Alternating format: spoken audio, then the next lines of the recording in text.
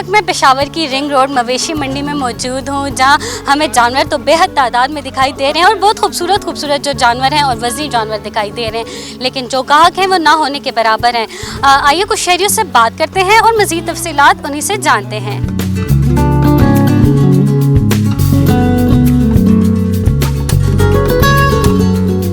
शहरी इधर आ रहे जानवर का पूछ रहे, जो जिस जानवर पे हाथ रख रहे, पिछले साल जो जानवर 2 लाख का मिल रहा था आज वो 4 लाख का मिल रहा है। तो शहरी बहुत ज़्यादा परेशान है कि किस तरह से ये कुर्बानी करेंगे। कारोबार नहीं है, किसी के पास स्टेमिना नहीं है, लेने की ताकत नहीं है।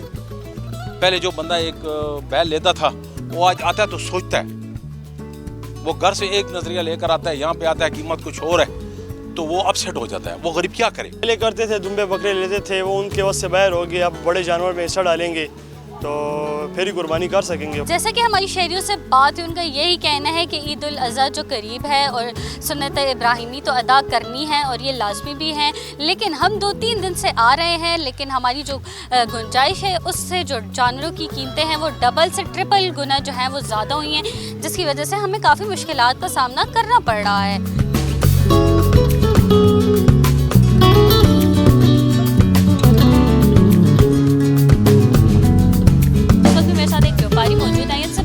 मैं डीजी खान का रहने वाला हूँ। वहाँ से हम 120 जानवर लेके आए। गाहक तो बहुत कम है, माली बहुत ज़्यादा है। जानवर बहुत बड़े खूबसूरत और अच्छे गंदम से पाले हुए जानवर लेके आए हैं, लेकिन ख़रीदार हमारे पास मौजूद नहीं है। पीछे तो महंगाई ज़्यादा है, लेकिन इसकी निस्बत वही चल रहा है जो पिछले साल की निस्बत है। वही जानवर वही रेट पर चल रहे हैं इधर से पेशावर में। जैसा कि इन्होंने बताया कि हमें डीआई खान से 120 जानवर लेके आए हो, लेकिन इनका यही कहना है कि मंडी में जानवर तो ज़्यादा है लेकिन गाहक नहीं है, क्योंकि महंगाई ज़्यादा है तो गाहक भी ना होने के बराबर है।